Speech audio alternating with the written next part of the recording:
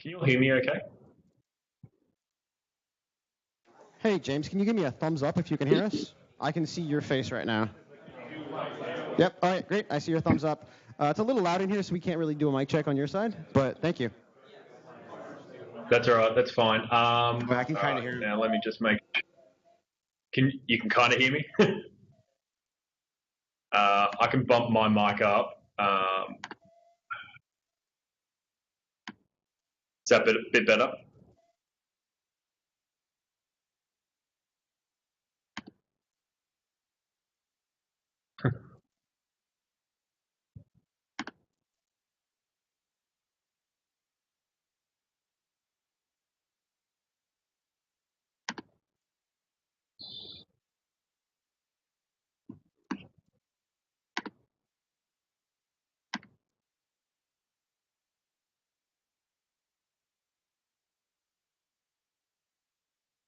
If I share that screen, is it showing the slides or the presenter side?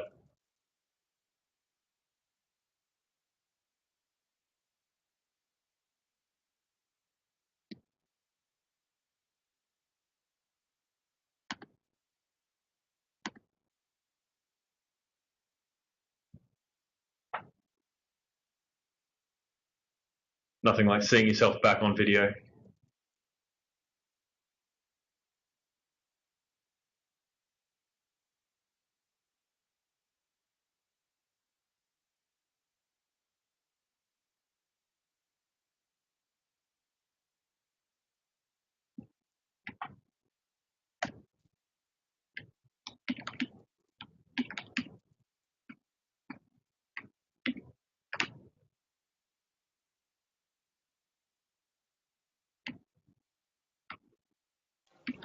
Hey, James, we just bumped your volume up a little bit so I can actually hear you typing, so we should be good to go once the presentation starts. All right. When I shared my screen before with Keynote, did you just see one of the? Did you see like the presenter side, or did you see the actual slides?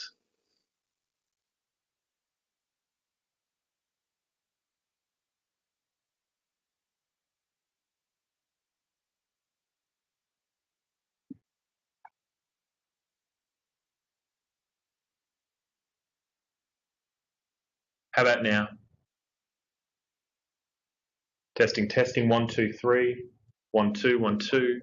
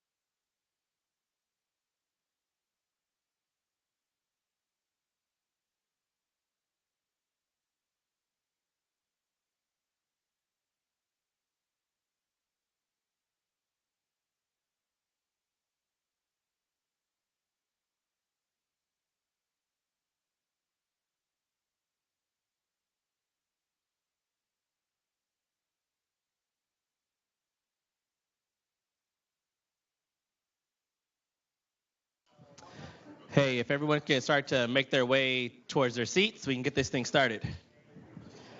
Dankeschön.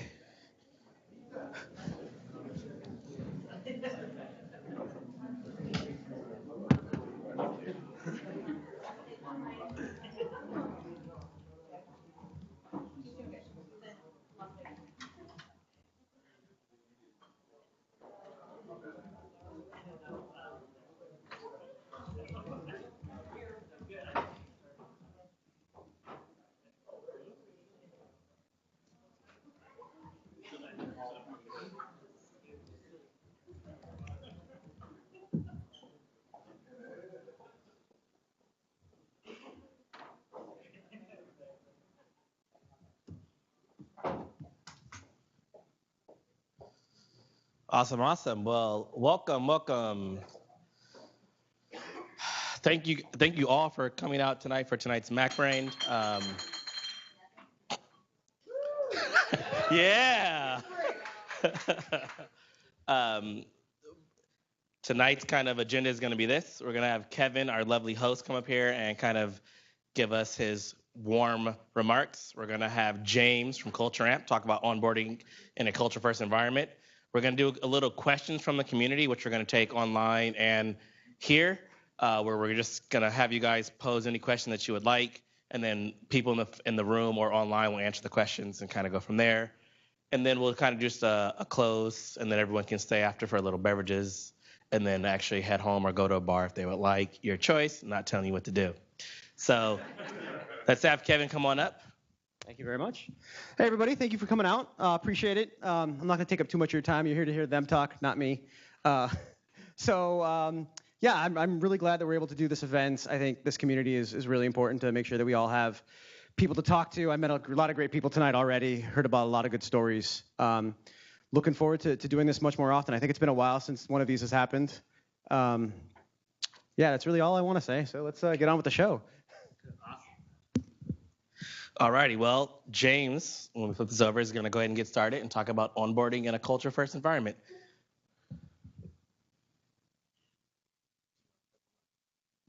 Okay. Can you hear me?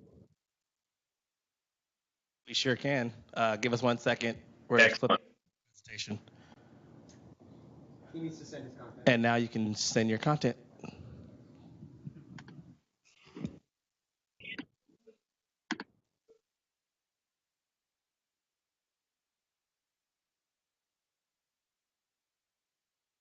Okay, how's that look? Just want to make sure it's all kind of working first. You're all good, James. All right, excellent. So please forgive me, I'm new to the whole public speaking thing, but this is a bit of a talk that I've been developing just around how we're doing onboarding here in Culture Amp, and we like to kind of live in this culture-first environment. Yeah, just I thought I'd start off with a nice little XKCD comic. It actually came out very recently, so it's very good timing. Just on onboarding. All right. So who am I? My name's James, and I work with Max in a 100-person startup. And I'm an IT administrator, and I help campers, which is how we refer to ourselves, get their work done, enabling them as best as I can through technology. So just a little about where I work. We're an Australian company founded about 5 years ago to give companies data and metrics to make better people decisions. We're currently doing this with an intuitive survey platform combined with real-time analytics. And we were founded in Melbourne and now have offices in San Francisco, New York, and London. And yes, I did get that from one of our people geeks or salespeople to write that spiel for me. All right. So where do we start? This is a bit of a snapshot of what our onboarding process used to look like. So it started off pretty nice. Day one, you kind of rock up and there's a whole bunch of goodies on your desk. They'd be greeted by the team and welcomed to their desk where all their new gear would sit. It was nice and pretty awesome, if I do say so myself, because how many jobs have you walked into where you had just a pile of new things on your desk in shrink wrap boxes waiting to be unwrapped? A lot of people are kind of like kids on Christmas when that happens. Unfortunately, that's kind of where the good times ended. Because what happened from here, once they'd unwrapped everything, they'd start by setting up their machine. So at this point, there was no kind of management to speak of, no software, no management account.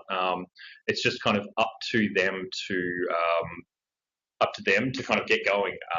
It wasn't bad for anyone who had kind of used a Mac before, but could be quite overwhelming for PC converts. It's also probably important to mention that the only IT presence is in Melbourne. So if there were any issues to troubleshoot, which kind of came up through this process, well, that would kind of have to wait till Melbourne was back online. All right. Now on to SaaS services. All right. Firstly, they'd be handed a sticky note with a password from a manager that had been generated when their accounts had been set up. Pretty secure, huh?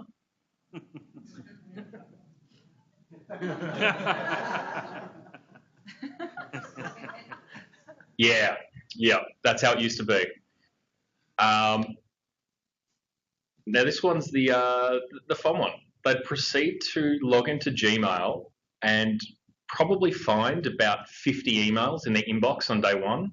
So this is kind of another video showing what this process looks like. I actually did step through this, and as you can see the timer ticking up there, I've sped it up greatly, but this was me spending a lot of time going through and setting up every single one of the services that someone would be invited to, and this was only about half of them.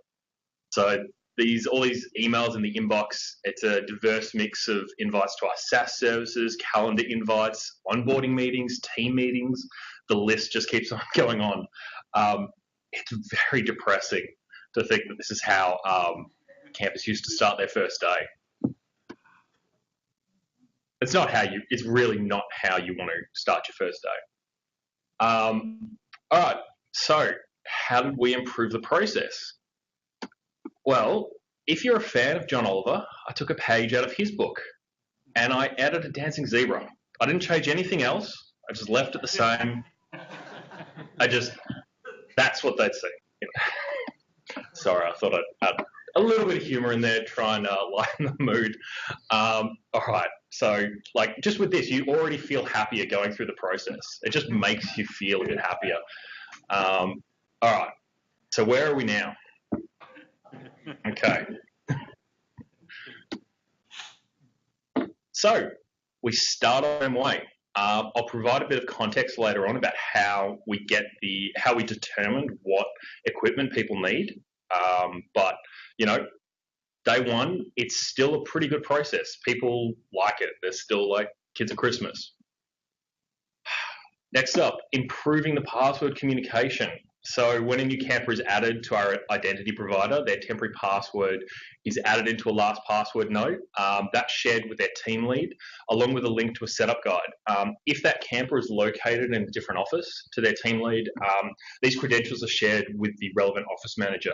We have several teams which are based across geographies, so sometimes it's not possible for a person's direct manager to be there with them on their first day, and in this case, an office manager, kind of an experience manager is what we call them, will be there as part of the process, as they're part of the kind of the HR, what you would call the HR team.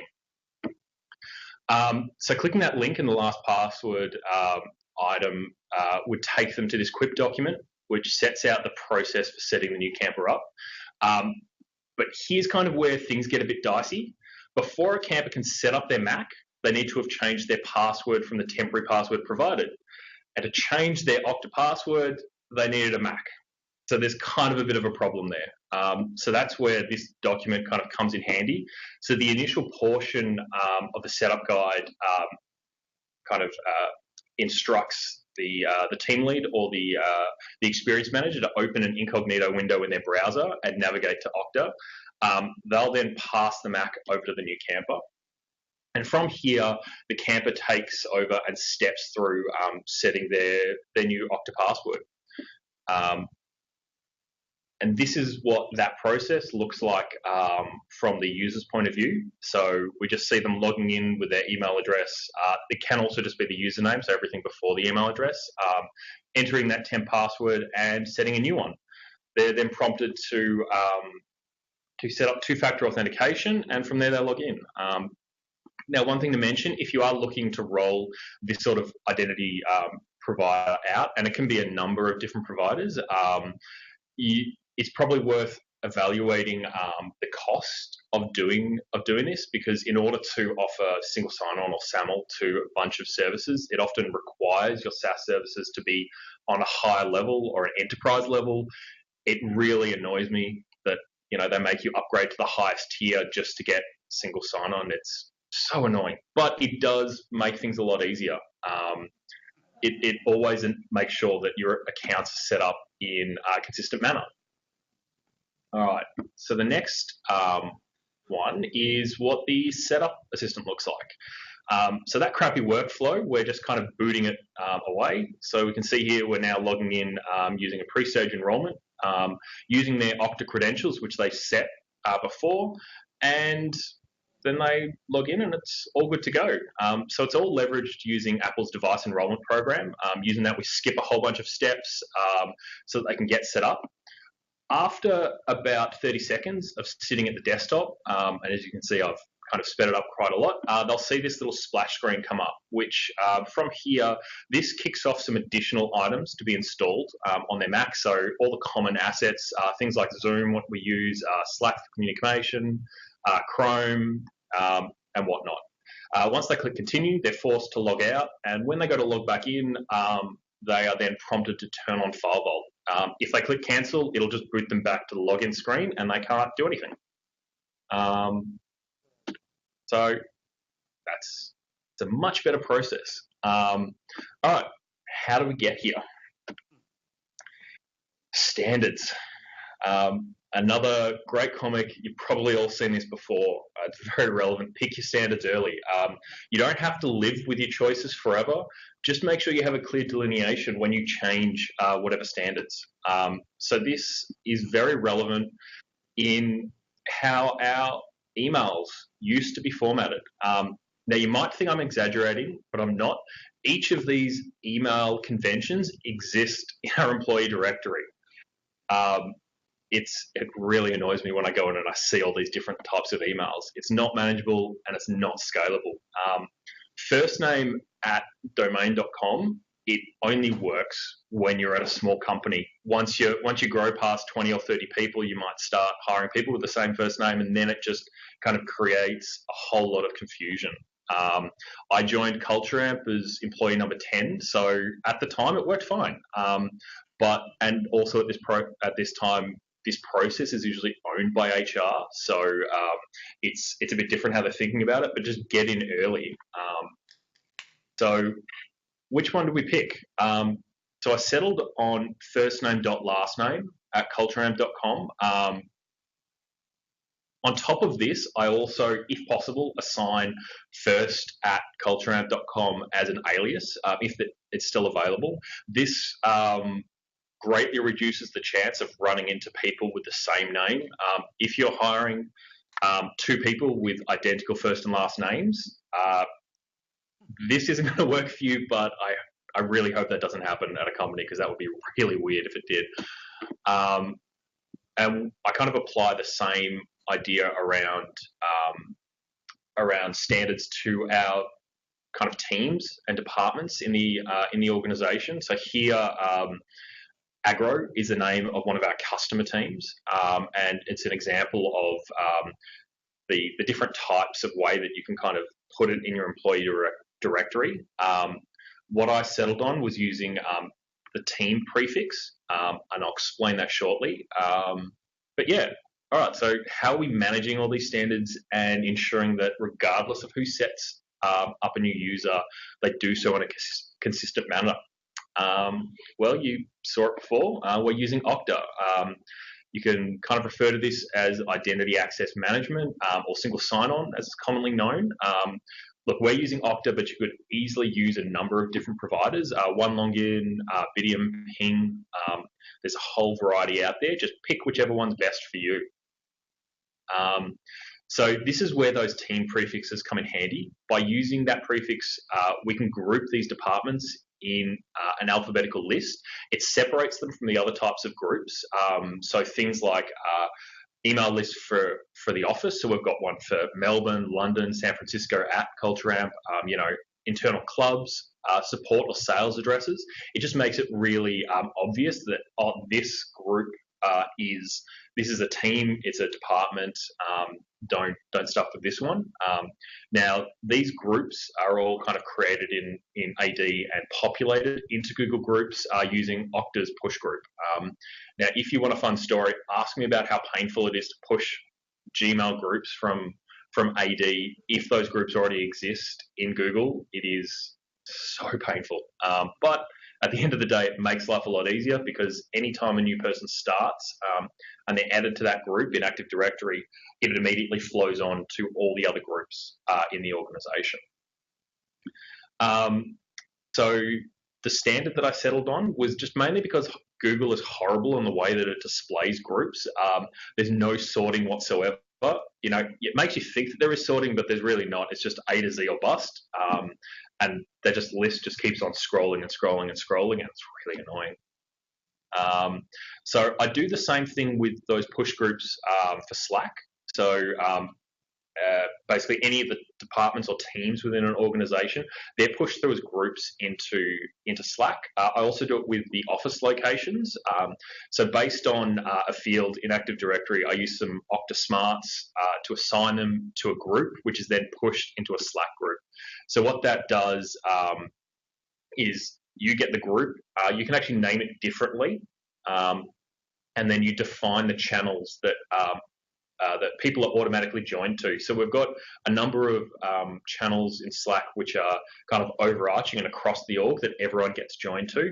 But with this kind of drilling down into these smaller groups, the customer groups, which houses all of our different customer teams, or the office groups, it allows you to kind of get a bit more specific with what you're doing and the channels that people are assigned to. So when you join in Melbourne, you're automatically assigned to the Melbourne office channel in Slack. All right, so this one's a fun one. How did I figure out what equipment new campers wanted when they started? Well, I'm using Typeform. It's basically a pretty Google Forms, and that gathers all the information for me. So this link is basically set to send to someone once they sign the dotted line with us, and they open it, they select what computer they want, what sort of accessories, and their shirt size as well, so we can provide that for them on day one. And then from there, what happens is once the slide ticks over, once the survey is submitted, it's picked up by Zapier and it's pushed into a Trello card. So I do that by creating a Zap, is what they call their little actions, that pulls in new form entries from Typeform. It then searches for a Trello card based on the first and last name from Typeform. It searches for a card, and that card was automatically created when they signed a contract with us. And then from there, I'm creating a second Trello action, which takes that comment on the card found in the previous step, and then basically just drills out a whole bunch, some comments, which then get pushed back into Trello for me to go, oh, okay, this is the equipment they want. And that in Trello looks like this. So there's just a little card there from the onboard bot just listing out what equipment they want. Okay, more fun stuff. Endpoint management, also called enterprise mobility management. It's really just a fancy term for managing people's devices. So as you can see here, I went with Jamf, but just like Okta, you can pick a number of different providers. It's really kind of up to you what you choose to go with. I'd recommend doing a bit of research, as various providers will give you different benefits. So whatever's really relevant for you. This is using Jamf. This is what we use to kind of manage how those pre-stage enrollments that you saw in the setup video at the start. All of our computers come from Apple directly, and as soon as they're shipped, they're assigned to our DEP account. So they immediately populate here, and I have them assigned into a pre-stage enrollment that controls how they're set up. And that also varies based on if it's just a Mac for a various office for, when I deploy Zoom rooms, which is what we use for our video conferencing. So as soon as that arrives, you unbox it and it knows you don't need to put in any authentication. You just need to basically turn it on, connect it to either Ethernet or Wi-Fi, and it'll start pulling down the various packages for it using a slightly different onboarding workflow. So this is really a way to get things done right, get control right from the setup system. So as I showed earlier, as soon as they connect to the internet, the user's prompted that there's a configuration available. They enter their Okta credentials, which are essentially go back to AD. So Okta is just using the Active Directory for authentication. So it's the same one. I specify it as your Okta credentials because it's easier to know, oh, this is my AD, which is also the same as Okta. If I just say it's all Okta, use it, it just makes things a bit clearer for people who haven't worked in environments that use this sort of stuff. So once they kind of pop in those credentials, they go upon setting up their Mac, and it skips a whole bunch of steps in the setup assistant. From here, we also know what departments and teams people are enrolled in. So after kind of just doing this blanket, effectively standard operating environment, just without the image, we can now kind of get a whole bunch more granular on the types of things that people want on their Macs. So the next big one that I'm working on is for our development environment. Currently, it takes the better part of a day for developers to get started because there's basically a big Confluence document, pages long, of just do this, do that, install this, okay, now set it up like this, just to kind of get them going. And so much of that can be easily automated. So that's kind of the next step. Obviously, I'll know that from Active Directory and when they're setting up in part of the setup assistant, I get the information about what department they're in.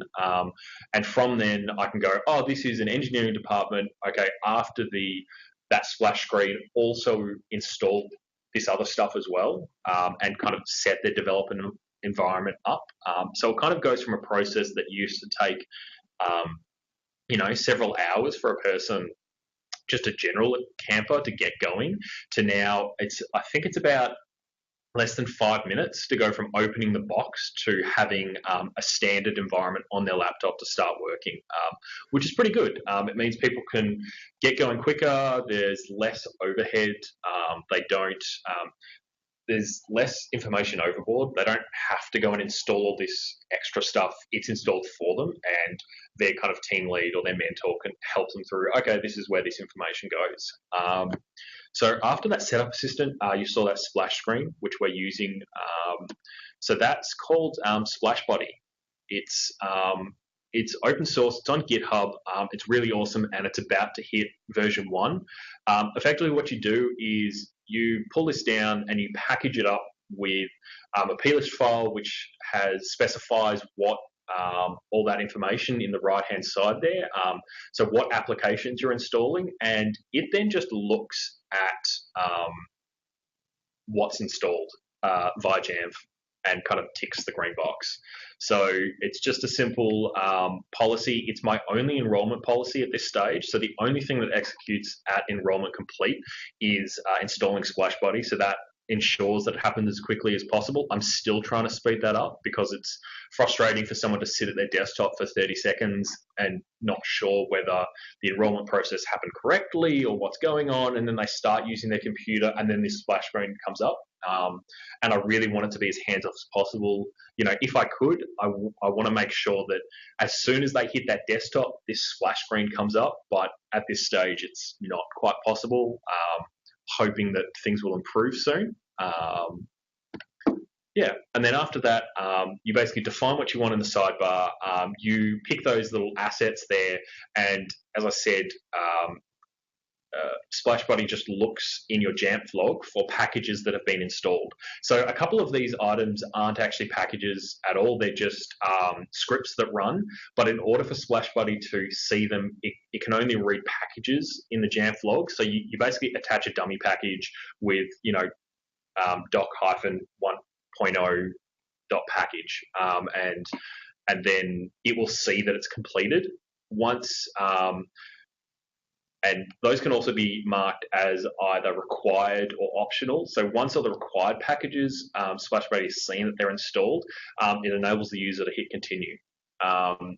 So basically from there, it fires a post-install script. And what that does is creates a done file so that the next time it's not kind of constantly launching this, which used to happen, which was very frustrating. Someone would restart the computer and then up pops the splash screen again, and then they'd click continue and it would log them out, and then it was just a never-ending loop. Not very culture first. Just really got in the way. So it creates that done file to make sure that this doesn't pop up again, and then it logs the user out. And basically, because of a policy that's defined in Jamf, the next time a user logs on, they're forced to turn on File Vault 2. If they click cancel, it just drops them back.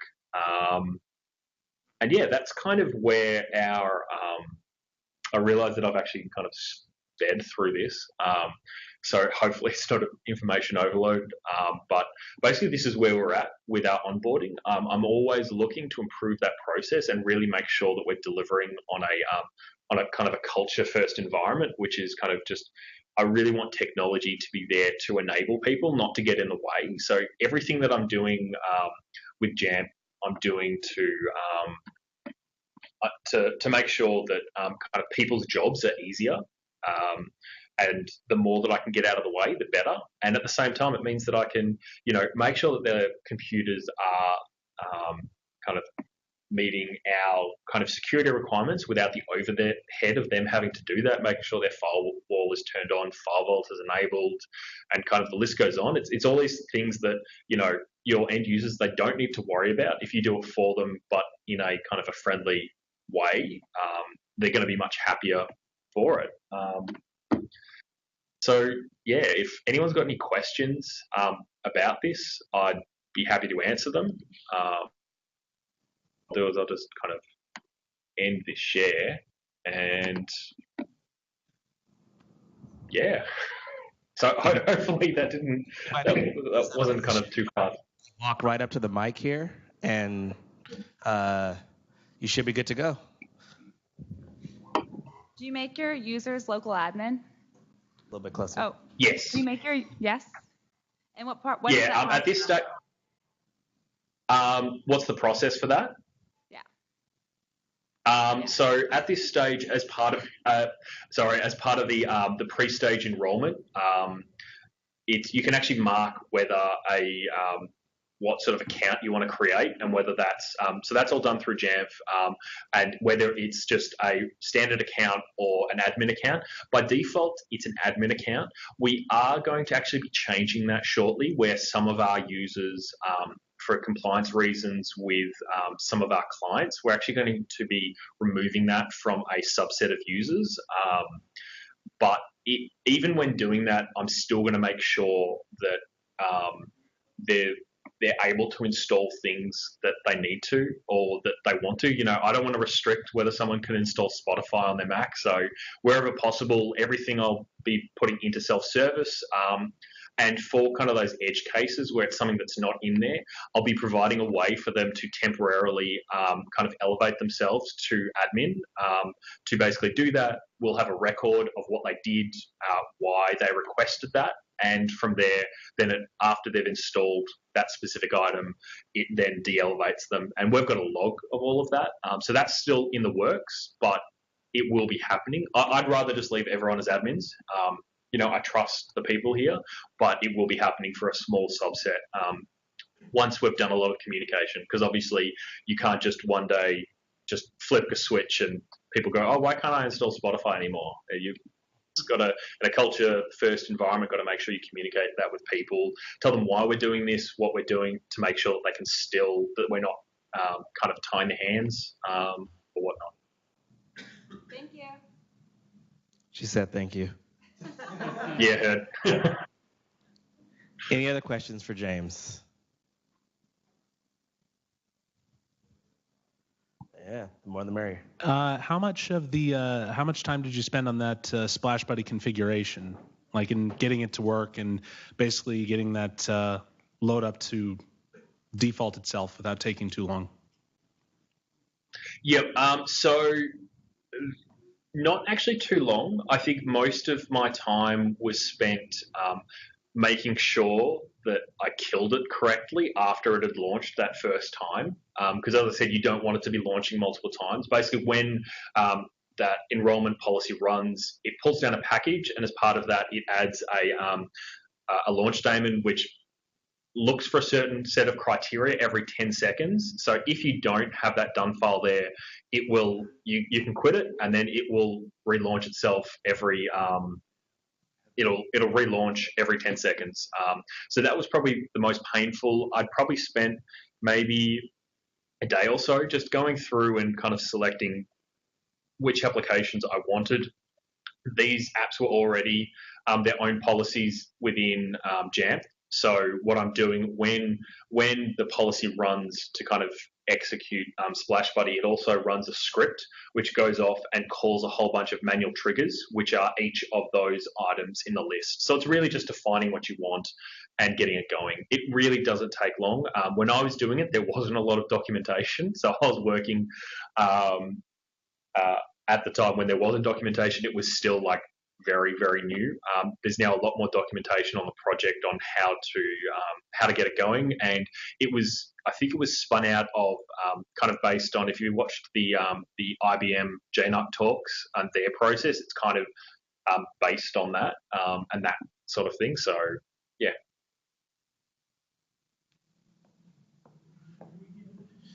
In the Typeform survey they just send out to new employees that are onboarding, does everybody get the same options, or do you have it conditional based on their role? Like, do they get different options for computers and stuff?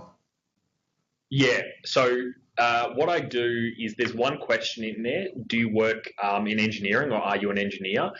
We only have 2 specs of machine within the organization. So we have a 15 and a 13 engineer spec and a 15 and 13 non-engineer spec. And really the only difference is the hard drive size. So on non-engineers, they get 256 gigs. On engineers, it's 512. All Macs across our org get 16 gigs of RAM. And I think I max out the CPUs on the engineer specs, but not on the non-engineer. I just leave them as the standard. So by ticking that question, I get that little prompt in my Trello card. It says, "Are you an engineer?" Yes. All right. That means I know. And so that's basically the only difference. Everyone in the org has the option of whether they want different keyboards or mice. Basically, my de facto standard is one of the new Magic keyboards and one of the Magic trackpads. And if people want something different, they can choose mechanical or an extended keyboard or the Logitech mouse as well. We get a lot of people picking that MX Master. I love that mouse. But if they've got something that's not on that list, there's also an other option. And from there, I just chat with them and go, hey, look, we usually spend about X dollars on these accessories. If you want something different, so long as it's about this level, that's fine. If you want, a special custom mechanical with, blue switches, actually, no, I won't give people keyboards with blue switches because that we work in open offices. But other than that, I'm pretty open to getting equipment that people need. And then follow-up question is, when the specs change, like Apple changes the device, or maybe that MX mouse is no longer available, it's replaced with a different model, do you have to manually update it, or do you have that fed from some other data source? No, I manually update it. So when the new Touch Bar MacBook Pros came out, I just went into Typeform and changed the pictures that I used because that's basically what I'm buying now. If those mice or keyboard change, then I'll just change those images.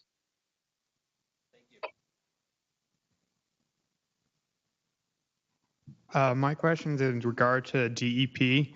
Do you have it, or have you ever had it work with Active Directory binding and mobility accounts? No and no. No and no. It's probably a question better for the audience. We've always just been local accounts. AD is really only for getting access to our production environment, and we're now also obviously using it for Okta, but really the only reason why I'm using it as authentication with Jamf as part of the pre-stage is so that I can get information about that user. So I get the user's name, I get their department, and I can do a whole bunch of other things based on where they are within the organization.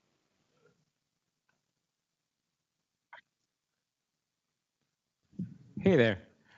You had mentioned that you have a lag between when your desktop comes up and when that buddy, the enrollment buddy, comes up. And I was just wondering if you had tried like blanking out the screen with like a Jamf helper, like a full screen, black, like wait until this starts up, and then kind of controlling that so that they're not thinking that they're ready to go and suddenly things pop up.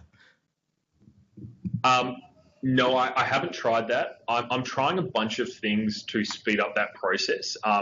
Probably the final one would be popping up something like that. But I think it's really to do with how long it takes for the enrollment to happen and when policies start executing. I heard a little bit of a tip that I might try is that kind of a recon happens first after an enrollment. So what you can actually do is call a manual trigger from an EA.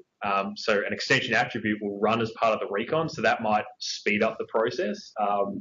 So I'm going to try experimenting with that and see if I can shorten that delay. Because, the sooner that package gets installed, it actually waits for the desktop to be available and for the user to not be the setup user. So even if it's installed while you're still part of the setup assistant, that launch statement isn't going to launch the splash screen until it meets those criteria. So the sooner that I can get it done, the better, because basically what I want is as soon as that person sees your Mac is set up and they hit the desktop, I want that splash screen to show up immediately.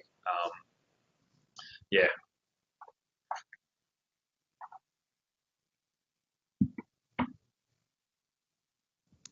Any other questions for James?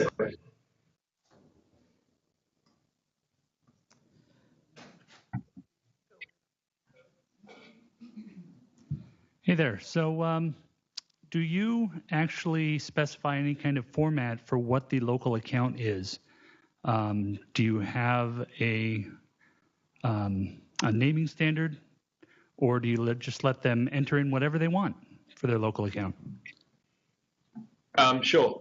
So I don't enforce anything because the way that I've set up my inventory view in Jamf is I just pull in. I have a couple of columns there with the user's name, so it doesn't really matter what the computer is named or what the user account is named. By default, when you turn on authentication, as you saw, when you get to the kind of name your account and set your password, it actually pulls in the username and the password that you used for authenticating with the pre-stage enrollment. So it pulls those in by default. And then the user is just prompted to enter their name.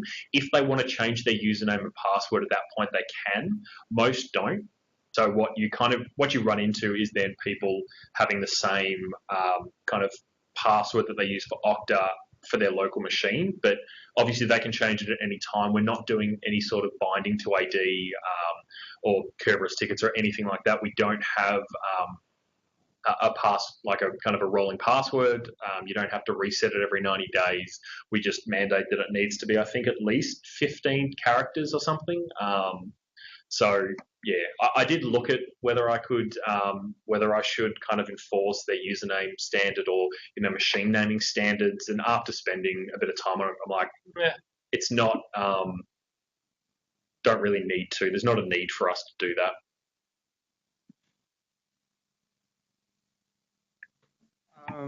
Hey, so you said that Splash Buddy actually encrypts or enables File Vault. Are those keys hosted within Splash Buddy or within Jamf? Okay, so Splash Buddy doesn't actually kind of enable File Vault. That's a policy that's scoped to all machines through Jamf. So all machines I have a File Vault policy that is set to, it's on all computers across the org, and it's required at next login. All that Splash Buddy does is when you click that, when you click continue and the post install script runs, it logs the user out. So it forces the user to log out, and then when they go to log in, they need to turn on File Vault, which then then restarts their machine, and they're good to go. So that's how I make sure that all Macs across the org have File Vault turned on.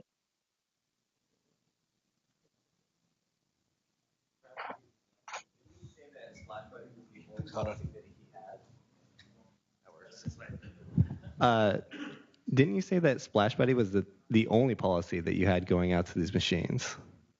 So if that's the only policy, how are you pushing out, file vault encryption? Sorry, yeah. So I need to check. So when I said the only policy, I think I meant the only one that's got a package. There's a couple other policies which do happen at enrollment. So I need to update my slides for that, but thank you for pointing that out. So the ones that execute are installing Splash Buddy, and that happens first. As you saw, I kind of prefix it with the 00 just to make sure that it runs first. And then the only other ones that I think are run are File Vault and pushing down a Wi-Fi password. So by default, they connect to our guest network as part of that setup. And then once they're enrolled, they get the new the internal network profile gets pushed down to their Mac. I think that one's a configuration profile. Yeah. So in case I'm reading the room wrong here, there might be a couple of blank looks on the Splash Buddy item. Can you give us a couple of quick sentences as to what that is and where one can get a hold of it? Sure. So that's available on GitHub. Just search for Splash Buddy, all one word. It was recently renamed.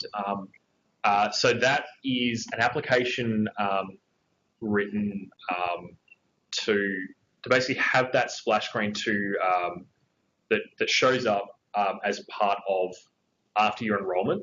It can happen. It doesn't need to be. It's not specifically tied to DEP. It's there to basically pop up and show the user that we're installing a bunch of things on your Mac, and to make sure that they're not using their computer while you're doing it, because you don't want to be changing the dock while a user is at their desktop. So this just it kind of puts a big full screen thing up that you can't get out of, that just means that they can't use their computer until you're finished installing the additional applications. So it's rather than having 10 packages install at enrollment, you set Splash Buddy to install at enrollment, and then that calls a script which defines a whole bunch of manual triggers.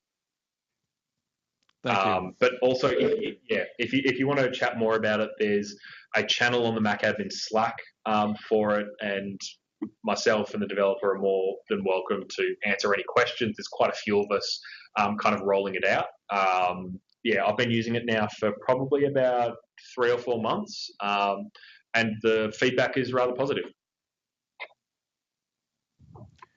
Great, thanks for that. How do you deal with User attrition, account decommissioning, say, for example, Google Takeouts automation, and then wiping the machine and readying it for redeployment, which would then lead you to dealing with DEP issues. And do you reshrink wrap the Mac in the box?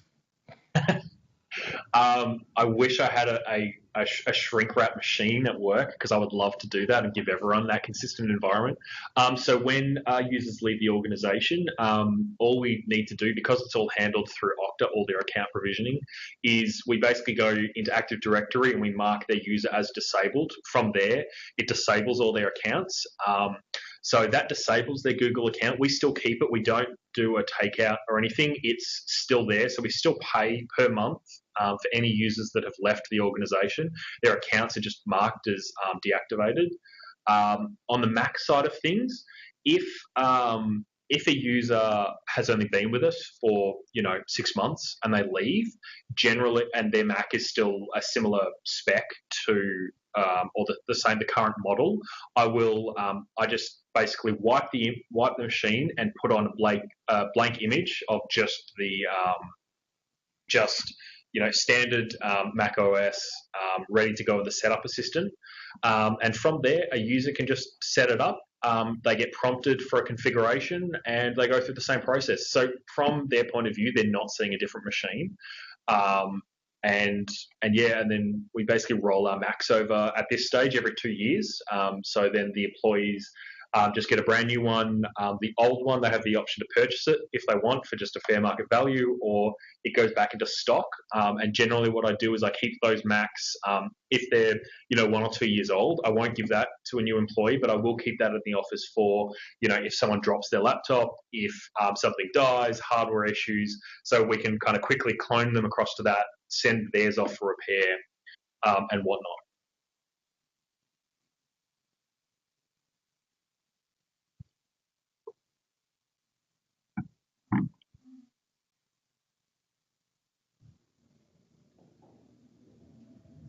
Any other questions? Sweet. Well, James, thank you. We appreciate you presenting on onboarding.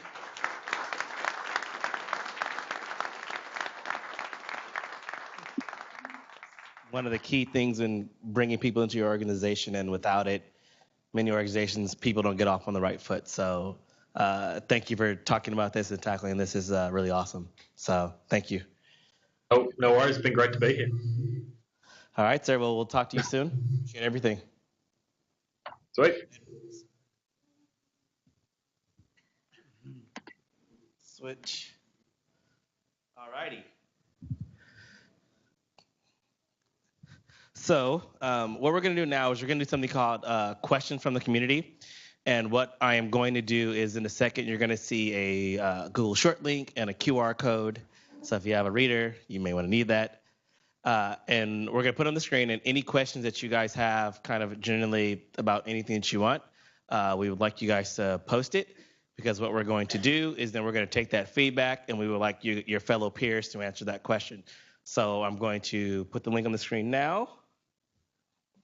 And go ahead and fire away, and let's just wait a few minutes, and then we'll get started. And I'm going to put this link inside of Twitter and Slack and Facebook so that question can be answered.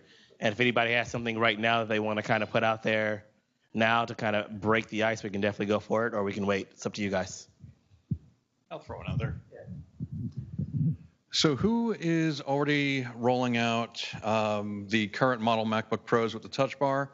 And what questions, concerns, or discoveries do you have about this new model? Anybody? Can we get better keyboards? Yeah, BIM users hate it. Yep. Remap your caps lock key.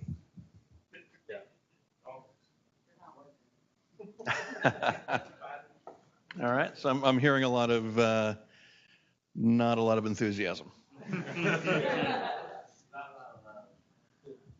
Okay, a couple of things I wanted to throw out there, and you guys may already be aware of this, but because of how the Touch ID works, this is not an issue when it comes to account lockouts, particularly in a bound environment, right? A failed touch event does not communicate with AD? So that's a big question I've gotten quite a bit.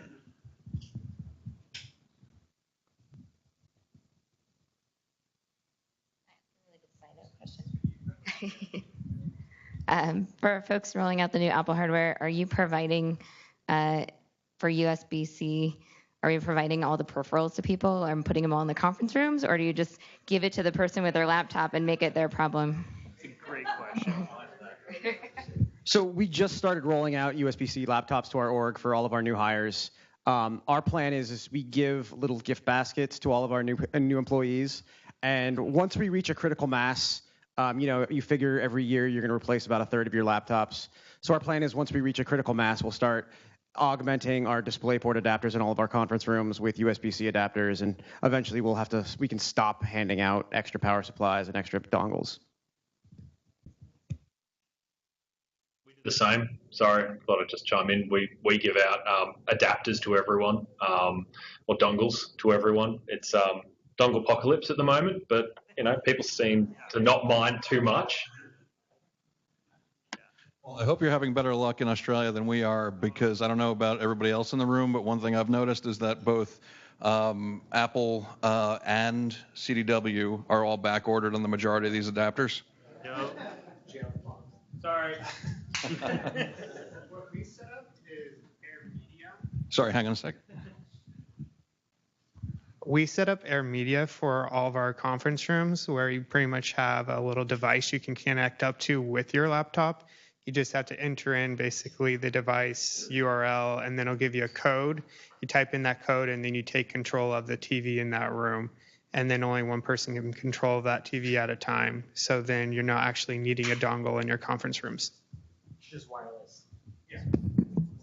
We do a similar thing with Zoom rooms. So yeah, like the same thing. People rock into a meeting room and they've got the Zoom app on their laptop, and they just click share screen, and it goes straight up there wirelessly and just works.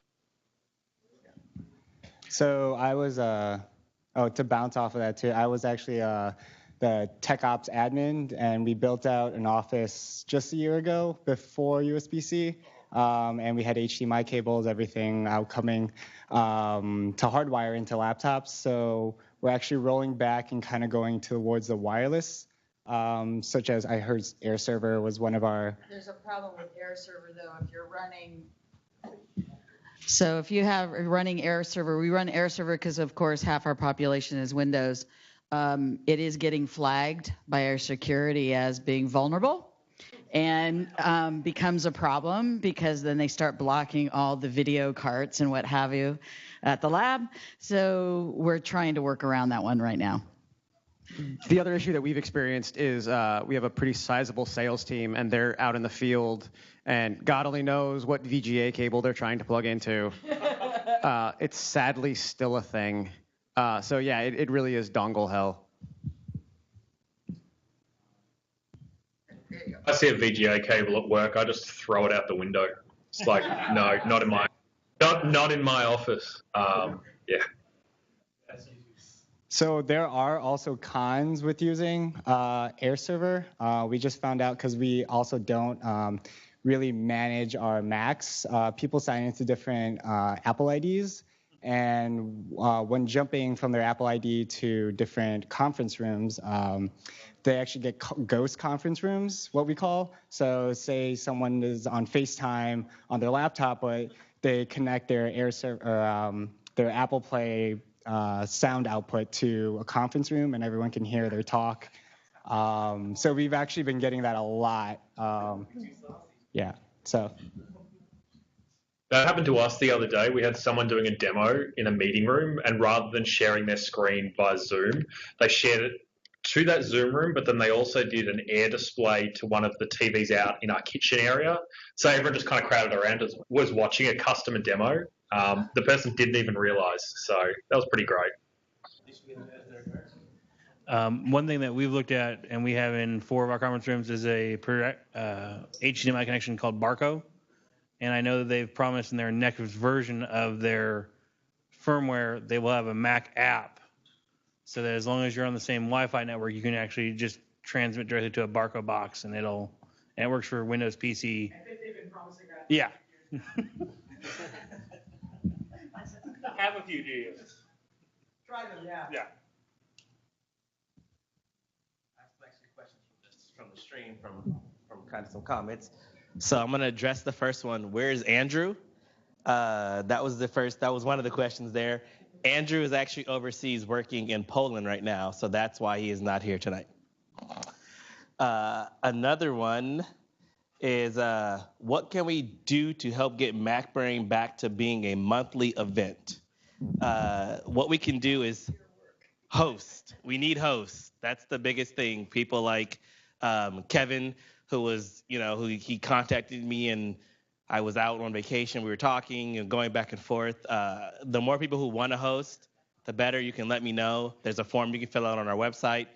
Go forth and conquer. This is a good one. Scary topic. Interesting one. How many people are running antivirus?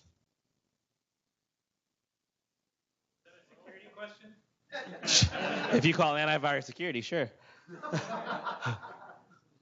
It was about a third of the room. And does your org disable iCloud desktop sync?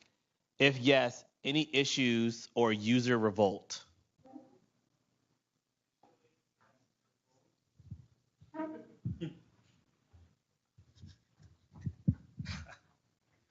Initially, there's revolt to it, but they end up accepting it over time.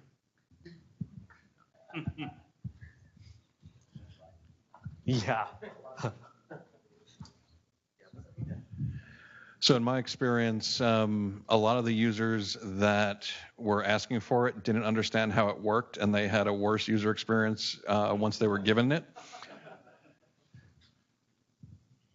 Meaning, essentially, you're ending up with files in places you didn't expect them. I think this is more of a statement than a question, but sure. Why are you still binding machines? Let's hear this one. I work for a company that we have to be able to have their systems lock out and not be able to automatically relock. We deal with security information, PHI and PII. So without it actually binding to a directory, they will not be able to be locked out or their accounts locked from remote. Yeah, sure. Yeah. I'm in an environment where it's primarily Windows, and so to enforce password policies and other information from AD, it's not economically or a priority for the business to set aside its own credential system. It's just easier to piggyback on AD, and so that's pretty much okay. Here we go. That's great. But I think that's a reality for if you're in a 90-10 environment, you're probably in the zone that I'm in and other people are. That's why. I have a feeling a lot of people in the It's not by choice. Yeah. I have a lot of people also in the financial sector who probably have a requirement of having certain security things needed to be met. So I have a feeling they're also doing it. Next question is, do you have advice for people who are in acquisitions and how to succeed in an acquisition, especially when your org is acquired? I have not been a part of that, so I could not answer that question. I was going to say, I think you know that. So I've actually been on the other side, which is the acquiring. So I was at Salesforce for a while and then was at Twitter for a while and went through a lot of acquisitions. And I think my biggest advice for folks is to really find out the culture of the company and align on expectations right away. I think what you'll find a lot of times is the deal teams just really want to close the deal. So they'll promise people whatever they can, all kinds of interesting things just to get the deal closed. And then it just makes for sadness and frustration later when people show up and they don't get that Thunderbolt monitor they wanted or the ability to bring their dog to the office or and so I'm like, dig a little bit around and ask questions and try to understand, what the culture's like and what are the kind of sacred cows. that you can't change, and what are the things that are flexible that you can. And it may not be the news that you want, but it's way better to learn that, I'd say, going in than like 6 months later, and then people are just really frustrated. So I don't know if that helps answer the question. It's not really a technical answer, but that's my suggestion. So. And that is super valuable. I'll throw a technical comment in there again. This is from the opposite side of where the question is being asked, but my advice to those folks who are being acquired is be awesome at what you do. Learn and understand what the acquiring org wants, because if you do both of those things, I'm going to incorporate you into my team instead of getting rid of you. Yes.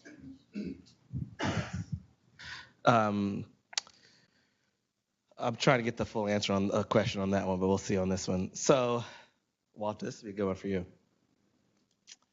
For the Mac USB-C ports, how do you protect Macs against using USB-based attacks like Poison Tap? I couldn't find it. I bet you that was Pepine who asked that question too. If that's you on the feed, sir.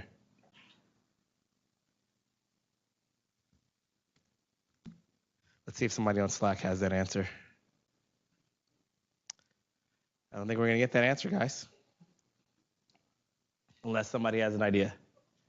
I think we have an idea. On sort of a lightweight resolution for that, you can use OS query to set up detections for various things, even based down to hashes. But then you can also plug that into Zentral as well to alert to your IT or security team. Are you using Zentral and OS query at where you are now? OS query, but not Zentral.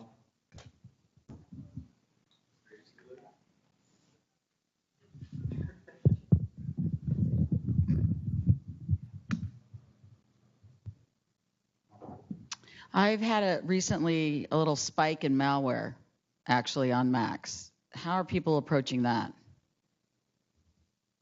MacKeeper or real malware? No, real malware, different malware. You guys want to step up to answer the microphone? They're hot in the middle. Probably the easier way. I mean, OS query, like you mentioned, is good for that sort of thing. Honestly, if you're an email admin, upping your phishing protection game, that's really like a great way to keep a lot of this stuff out. I mean, if you can block stuff at the domain level and prevent users from getting to the point where they're installing garbage on their machines, it's way better than trying to get it off once it's there. So that's kind of where we tend to focus.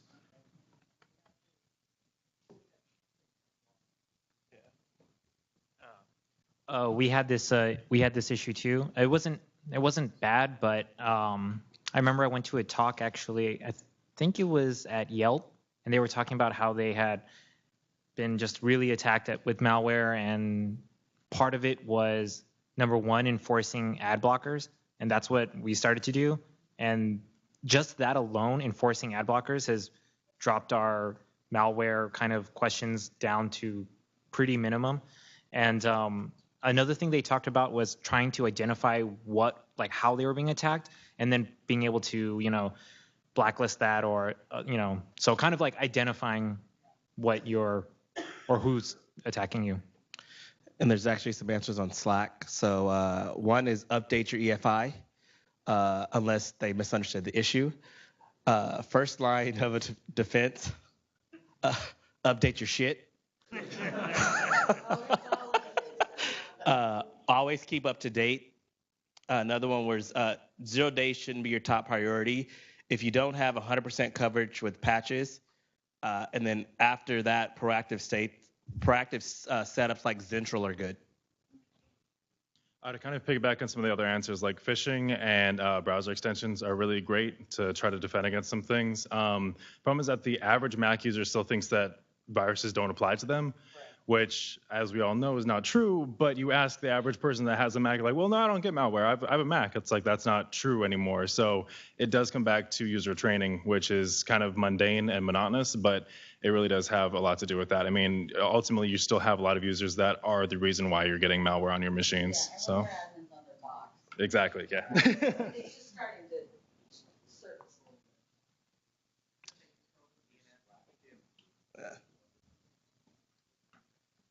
To add to that, we used a service that sent out fake like phishing site and ended up catching like a quarter of our users. And that was like a big eye opener for everyone and totally changed the way. Yes. But the phishing test was like a big day for us when we did that. I think this is more of a statement than a question, but we have conference rooms built. We have conference rooms, but people keep unplugging shit. I.e. chat 160s, monitors, webcams, power cords. Does anybody have any helpful tips? Yeah. Super glue. Hire adults, I like that one. No, that doesn't work. That doesn't work. Put it up high. Related to that, we have a similar problem with dongles disappearing. There's this great product called Tether Ties. It's literally just a little wire gauge with a couple of clamps on it. They're way more expensive than they should be, but they're absolutely fantastic. Regarding dongles, you'll know that fight, and yeah, it's just a noise battle. But with regard to people unplugging your stuff, if your room works really well, you'll find users less inclined to start messing with your system. So I would approach it less from a how do I solder my cables to my endpoints, and more to a how do I make it faster and more efficient for someone to walk into that room and get their meeting started without messing with my kit, as opposed to feeling like they need to unplug stuff to get it to work right.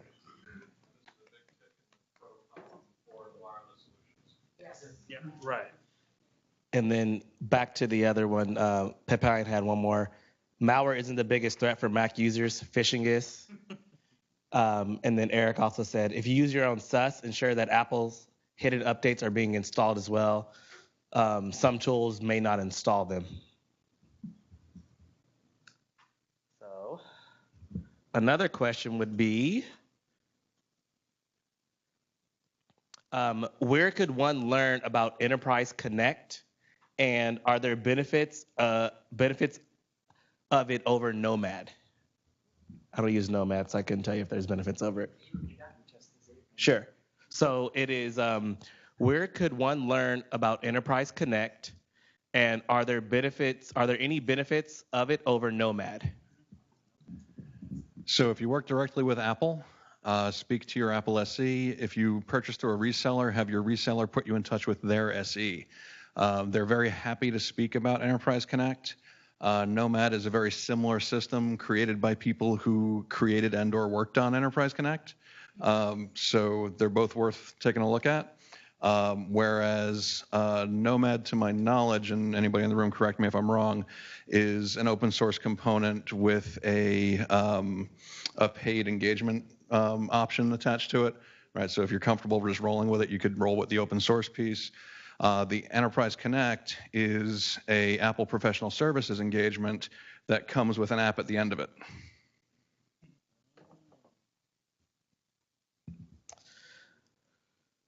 This is a hot button. Let's talk about centralized dashboard management. How are others controlling dashboard TVs through the office, etc.? Yeah, and we just got rid of at Thumbtack. We just got rid of Nplug, and we actually got rid of most of our dashboards. If you're an engineer, trust me, there's dashboards that you have. Go ahead, James. Sorry. Oh, we just put up in our new office. We put up a whole bunch of dashboards, and we used Airtame, which enables you to roll them all from a single from like a cloud. From a cloud link, you can just push out stuff to them. They're pretty cool. A bit expensive, but nice. What was the product? What was that product? Airtame. Thanks. This is a time that I can actually kind of pump New Relic a little bit. We are all about dashboards at New Relic, and the new Apple TV 4s have really helped us out. Because we actually have our own dashboarding app built into that. So behind almost all of our TVs, we either have a legacy Mac Mini or a new Apple TV 4 that we just give our engineers access to, and they just eat that stuff up. Also with dashboards, my PM loves it.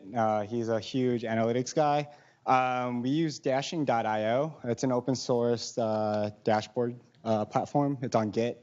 So you can check that out as well. But we have, I mean, I guess it only helps for me because I'm the sysadmin there, the only one. But it sees when printers are down, what's going on our servers, and what APs are up and down, and all that fun stuff. So you can plug and play all that stuff into Git, and it's open. So dashing.io. Another comment from Buddy Sam. Chrome boxes for dashboards. They basically stopped using Mac Minis where he is and went to Chrome boxes instead. So that was one. And Eric said they have a ton of dashboards and they're moving to managing them with Chef, and that he has a cookbook that allows him to dynamically control the dashboard URLs for for Chrome/Safari. He goes, Mac Minis are overkill.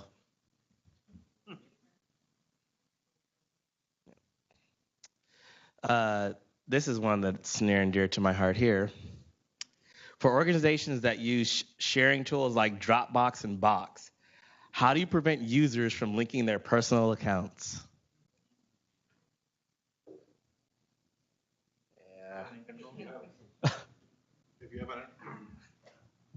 If you have an enterprise contract with them, you can disable those features. Domain control. There you go. Get an enterprise account.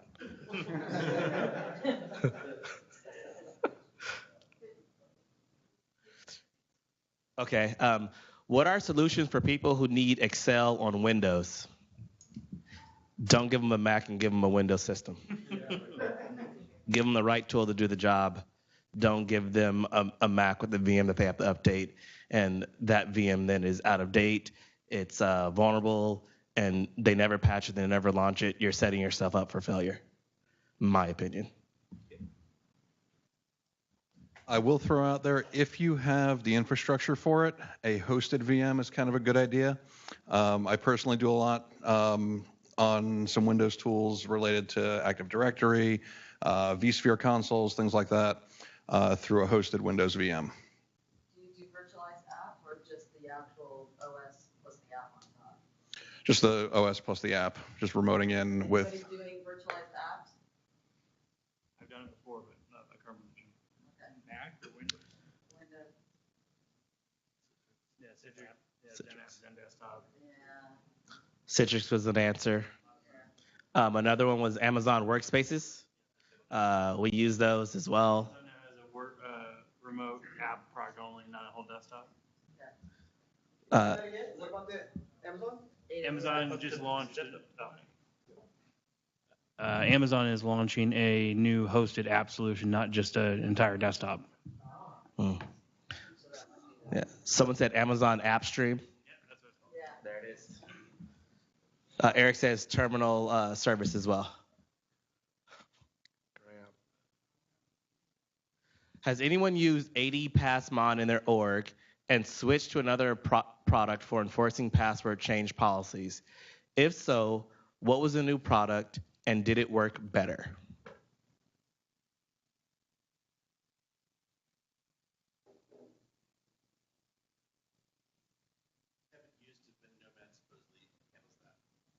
Haven't used it, but Nomad apparently handles that.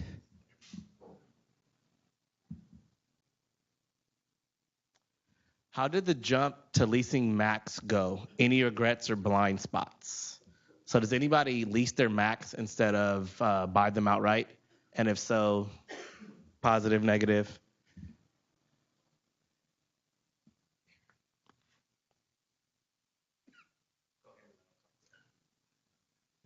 Yeah, so I recently leased a bunch of Macs intended for a call center that's not in the same location as ours, and it's not by the same company name.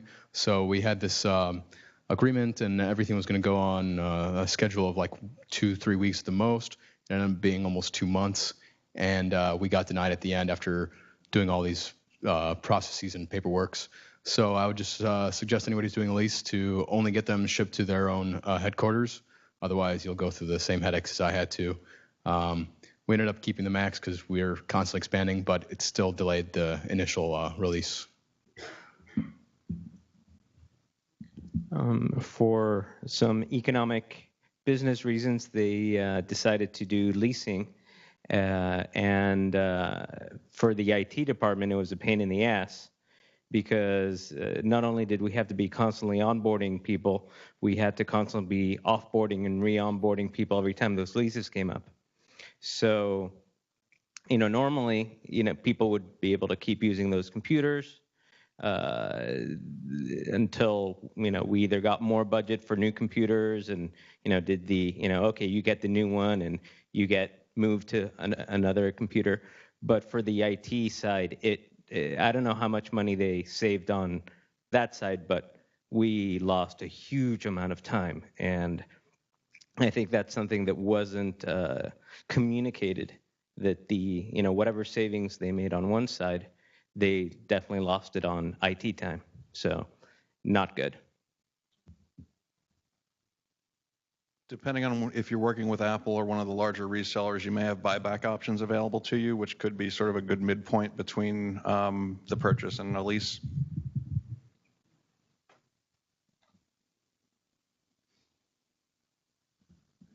This is an interesting one. What excites you these days as a Mac admin?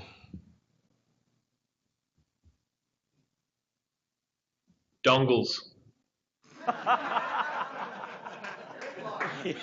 Yes. Yes. Self-service. So self-service and Jamf and Casper are a few of the answers. Sam, great comment, by the way. I'm glad you don't lease your Mac.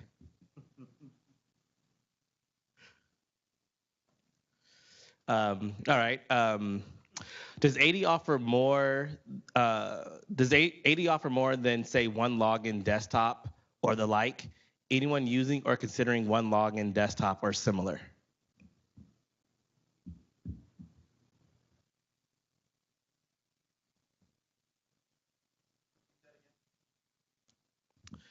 So does AD offer more than, say, one login desktop or anything like that? Anyone using or considering one login desktop or similar? One login is SSO, right? Yeah. So is it like the Okta thing that we saw in the demo? Uh-huh.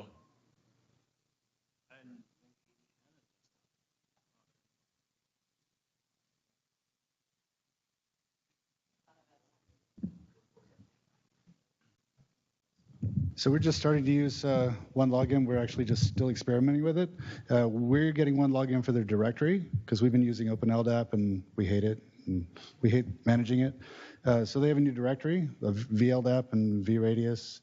We're looking to stand that up and then see how far else we can go. We're already using Ping for SSO. We're not opposed to moving into one login, but I got another year on my Ping contract, so I get to make that decision over time, right? I've looked at their desktop tool, just their promotional stuff. It looks good. I'm concerned about all the keychain issues that happen when you do things outside of the actual desktop that you logged into. They say they've got it solved, but I'm not holding my breath, especially with the Touch ID. Awesome. Thanks, Bill. We're a one login customer, but not really looking to use the one login desktop. For a couple reasons. One, it ties us deeper into one login, which makes it that much harder for us to evaluate and potentially move to other services.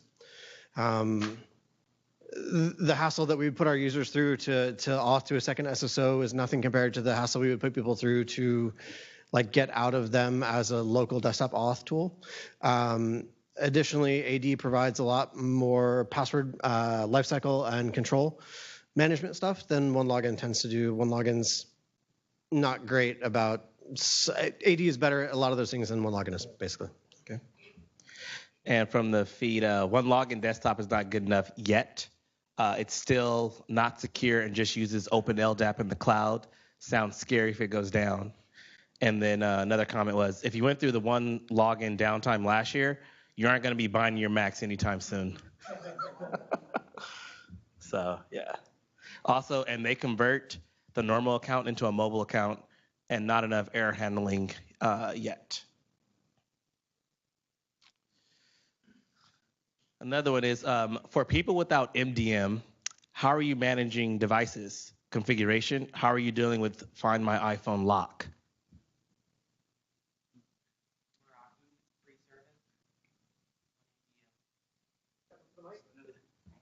Sorry, Meraki has a free service out too. So using Meraki is if you're a Meraki user, use Meraki. They have something there. Yeah, free MDM. It just puts a certificate on your machine. Other ideas would be Foreman, open source project. Foreman as well, an open source project. Jason, was there specifically activation lock? Yeah, it was more or less, just how are you dealing with it? How are you configuring the device? How are you pushing, say, configuration profiles? And then how are you dealing with the Find My iPhone lock?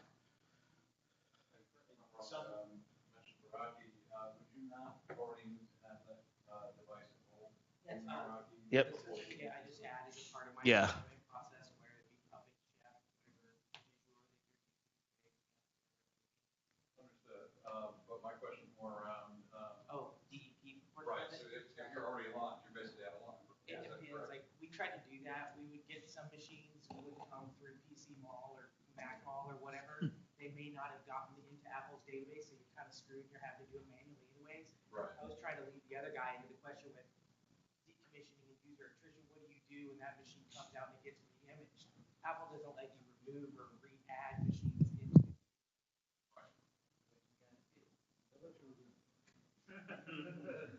I just want to clarify because that's a solution, but that is an MDM solution. Right. Yeah. At minimal, again, it's free. You can't ask the world free. Understood. Yeah. Something. One warning: if you're using the Meraki MDM, it's actually a pretty good tool. The one thing you don't want to do is lock a desktop with it on a Mac. It doesn't use the standard desktop lockout, and trying to unlock it and then trying to contact Meraki for support on it. Good luck. But I'm a big fan of all the rest of their product features. Except for the MR34s. That shit makes you want to cry. Y'all know what I'm talking about. Something to note on Meraki, and I heard free. That used to be the case. I think recently they've done away with the free SM product. So just something to note there. The other thing on activation lock, if you don't have an MDM, what I've done to get around that is there's an email address. Contact your Apple SC. There's an email address where you can email that you do in fact own that Apple device. And they will validate it and take off the activation lock. It's like PV_ something at apple.com. Someone may know that, but. Okay, so it takes about 48 hours to get it unlocked. You have to go through the process. You have to provide them with a copy of the PO and the invoice that you bought it, and you go through the whole process with them, and they open a case. So you just got to make sure you have all that paperwork to be able to reactivate. And then last question, because we're about to hit that time. Should I use Imager or Deploy Studio? Who said Imager? Who's that?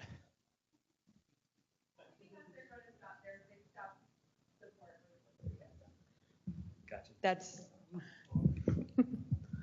I would say to add to that, Imager and Deploy Studio both have their pros and cons, obviously. I came from a traditional Deploy Studio environment and moved to Imager. There was a little bit of customization that we had to do to make it work as far as talking to LDAP and configuring user accounts. Granted, we did get that working, but the base image in Imager was a lot more lightweight and easier to scale to the different offices in the different regions of EMEA and APAC.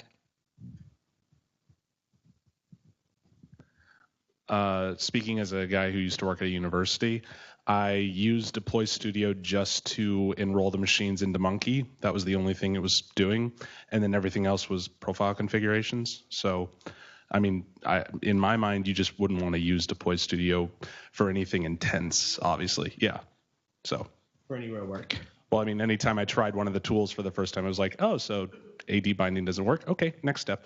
You start scaling back what you use it for. Okay, awesome. Alrighty, and then I'm just gonna add RX comments into this. What he's excited about as a Mac admin is Apple School Manager allows multiple people to log in. Zentral OS Query, Mac admin Slack are some of the things people are working towards diversity efforts. So he's very excited about that. So I want to thank everyone for coming tonight and participating in the questions from the community. Before we end tonight, I do want to give a huge special thank you to Kevin and to New Relic.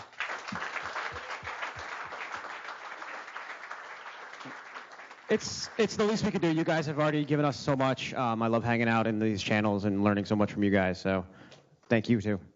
So it was really awesome with him. Without him, we wouldn't be here this month. So thank you. Everyone, one of the questions was, where is MacBrained? Why isn't it monthly? Where we're going to go?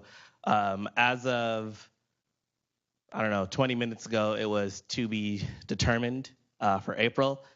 It has been confirmed we will be at Pinterest. In April, the date will be announced hopefully in the next week or two. And the speaker is going to be Eric Gomez. And that lovely topic of how he was able to get his MDM to work open source outside of Casper is going to be one of the talks, or the talk, along with commentary afterwards. Facebook has been very colorful with that conversation. So that shall be an interesting meetup. I hope to see everyone there. If there is any food or drink left, I think Kevin probably would appreciate everyone go eat and drink that. So that way it's like less cleanup. Otherwise, you guys have a beautiful night. Thanks for coming. Appreciate all your efforts. And also a huge thank you to both Walter and to Miles, who helped me get tonight set up. Would not have happened without them. Thank you.